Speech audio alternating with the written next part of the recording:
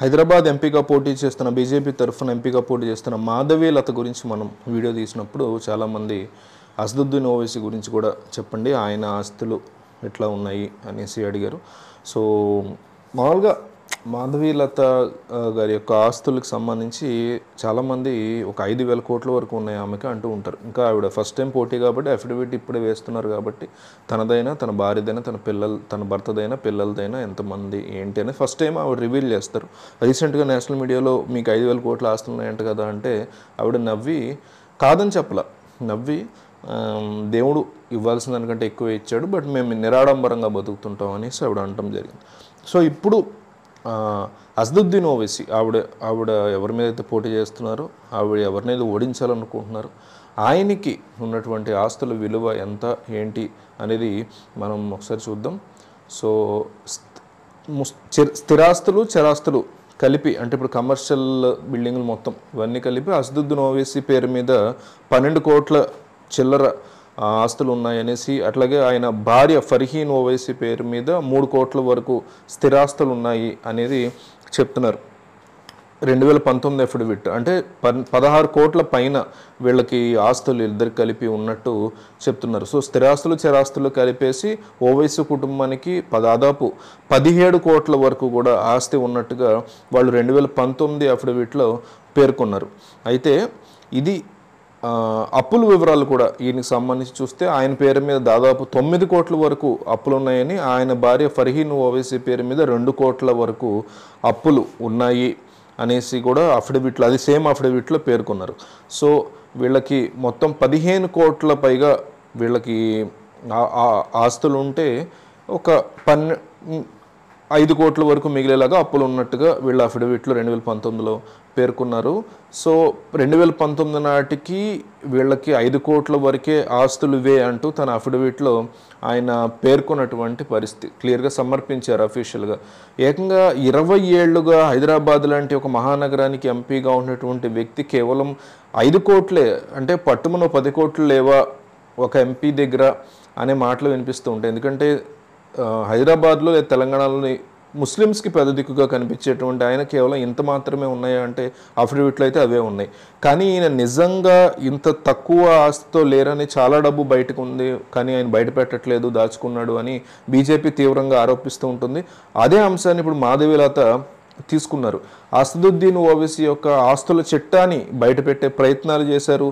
అసదుద్దీన్ ఓవైసీ బయటికి చెప్పేది ఒకటి, లోపల జరిగేది ఒకటి అంటూ జాతీయ మీడియా వేదికగా ఆమె అన్ని క్లియర్ కట్ ప్రూఫ్స్ అన్ని ఇచ్చేటువంటి ప్రయత్నాలు ఆమె చేశారు. ఆప్కి అదాలత్ అనేసి ఒక కార్యక్రమం జరిగింది. ఆ కార్యక్రమంలో ఆమె అనేక విషయాల్ని ఓవైసీ గురించి బయటపెట్టే ప్రయత్నాలు చేశారు. అందులో మాట్లాడుతూ ఆమె ఆప్కి అదాలత్ అనేటువంటి కార్యక్రమంలో విషయాలు బయటపెట్టారు. ఎన్నికడ అఫిడవిట్లో అతను చెప్పినటువంటి అన్నీ కూడా అబద్ధాలే అనేసి ఆమె తీవ్రమైనటువంటి ఆరోపణలు చేశారు. చాలా తక్కువ మొత్తాన్ని మాత్రమే ఆయన బయటికి చూపిస్తున్నారు. లగ్జరీగా బతికే వీలున్న పేదల కోసం ముస్లిమ్స్కి సాయం చేస్తూ ఆస్తులన్నీ కరిగించేసుకున్నాను అంటూ ముస్లిం పేదలకు బోలంత డబ్బులు ఇచ్చేయడం వల్లే కొండంత ఆస్తి మొత్తం కరిగిపోయింది అంటూ బిల్డప్ ఇస్తున్నారనేసి మాధవి లత తీవ్రమైనటువంటి ఆరోపణలు చేశారు. ఆధారాలు చూపిస్తానని, ముఖ్యంగా Asaduddin Owaisi jaguar, land rover ఇట్లాంటి ఖరీదైనటువంటి కారులో తిరుగుతూ ఉంటారు. టెంపరీ రిజిస్ట్రేషన్ ఈయన పేరు మీద ఉంటుంది, కానీ ఒక కంపెనీ పేరు మీద వెహికల్ మాత్రం కింగ్స్ రేడియో ప్రైవేట్ లిమిటెడ్ అనేటువంటి ఒక కంపెనీ పేరు మీద ఈ 2 కార్లు రిజిస్టర్ అయి ఉన్నాయని, దానిలోనే ఈయన తిరుగుతున్నారని, దీని వెనక మతలబ్ ఏంటి అంటూ ఆమె ప్రశ్నించారు.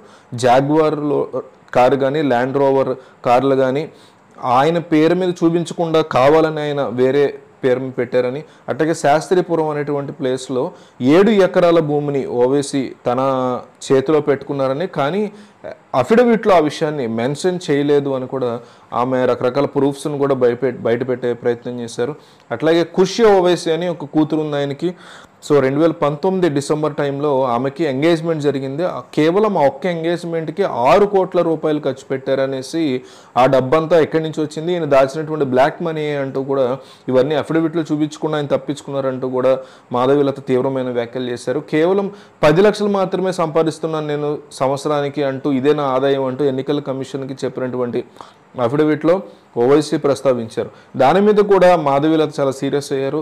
ఒక ఎంపీ, అందులోనూ అసదుద్దీ ఓవైసీ లాంటి వ్యక్తి కేవలం ఏడాదికి 10 లక్షలే సంపాదిస్తున్నాడు అంటే నమ్మేలాగా ఉందా అంటూ ఆమె ప్రశ్నించారు. లెక్కల్లోకి రాని ఎన్నో 100 కోట్లు అతనికి ఉన్నాయి అనేసి మాధవీలత అక్రమంగా 100 కోట్ల ఆస్తులు ఉన్నాయి, 1000 కోట్ల ఆస్తులు ఉన్నాయి, కానీ అవన్నీ వేరే వాళ్ళ బినామీల పేరు మీద పెట్టేశాడు అంటూ కూడా ఆమె జాతీయ మీడియా సాక్షిగా తీవ్రమైనటువంటి వ్యాఖ్యలు చేశారు. కొంపెల్ల మాధవీలత చాలా సీరియస్గా ఉన్నారు. ఆయన యొక్క ఆస్తుల పట్ల ఇంకా విషయాలు బయట పెడతానని, అప్పులు తన పేరు మీద 5 కోట్లు చిల్లర అట్లా ఉంది, అప్పులు పోను 5 కోట్లే ఉందంటే, కానీ మాధవీలత మాత్రం ఇదంతా ఫేక్ అని తన దగ్గర ఆధారాలు కూడా ఉన్నాయని ఆ కార్యక్రమంలో బయట పెట్టే ప్రయత్నం చేశారు. సో మొత్తం మీద ఇక్కడ మనం చూస్తే ఇక్కడ ఓవైసీ కావచ్చు, లేకపోతే రేపొద్దున కొంపెల్ల మాధవీలత ఎన్ని ఆస్తులు ఆవిడ చూపిస్తారనేది చూడాలి. సో అఫిడవిట్లో మాత్రం వీళ్ళు చాలా తక్కువ అమౌంట్స్ చూపిస్తూ బినామీలను విపరీతంగా స్ప్రెడ్ చేసుకుంటూ, అంటే తన భార్య లేదా భర్త లేదా పిల్లలు వీళ్ళకి సంబంధించినటువంటి ఆస్తులు మాత్రమే అఫిడవిట్లో పెట్టాలి. బినామీలను ఎట్లాగో పెట్టము, చుట్టాలను పెట్టము, అట్లా డిఫరెంట్ పీపుల్ని బినామీల కింద సృష్టించుకుని, నమ్మదగ్గ వ్యక్తులందరినీ సృష్టించుకుని వాళ్ళ పేరున వీళ్ళు ఆస్తులు పెట్టేటువంటి సిచ్యువేషన్స్ చూస్తూ ఉంటాం. ఒక ఎంపీ కావచ్చు, ఒక ఎమ్మెల్యే కావచ్చు, ఒక మినిస్టర్ కావచ్చు, ముఖ్యమంత్రి కావచ్చు, ప్రధాని కావచ్చు, వీళ్ళందరూ కూడా మనం ఇచ్చేటువంటి ట్యాక్స్ మనీని ఈ రకంగా తమ కోట్లాది రూపాయల ఆస్తుల కోసం బ్లాక్ మనీగా, బినామీల ఆస్తులుగా, తమ సొంత ఆస్తులుగా కూడా మార్చుకున్నటువంటి సిచ్యువేషన్ మన కళ్ళ ముందే నడుస్తుంది. సో దీని గురించి మీరు కామెంట్ చేయండి.